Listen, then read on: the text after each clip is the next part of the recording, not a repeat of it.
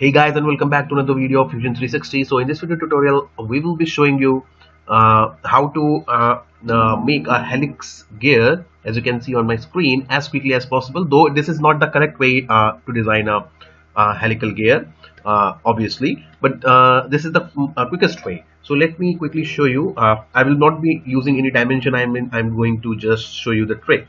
So go to new, go to utilities, go to add-on, and we are going to run the script for spur gear.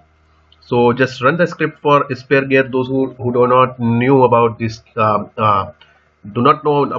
script, there is a separate video on this channel specifically for how to make a spur gear. So I have talked about them in detail. So I will not change any dimension here. So just press OK, and we will wait for the system to respond and to generate and the spur gear. So once our gear is generated, what I'm going to do is we are going to create an sketch on the front plane, and we will create a line, just a vertical line. That's it, because we are going to swipe it, and this line is going to be our path. Now just go to create, go to swipe, and select this profile as the profile, and make sure in the operation you are saying select as new component, and for the path select on this line. Now it might take some time. Yeah, there you go. Now you can see it has two distance, 1 and 2, so make sure you work only in one direction, not in the second one. So for the negative direction you can make it 0, so that our distance goes only up to one direction.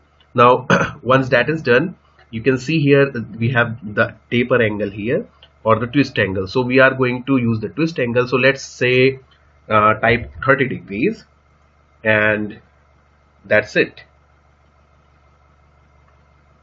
and press OK. Now there are two bodies here. So the spur gear, now you can hide the spur gear, and our helical gear is ready. That's it.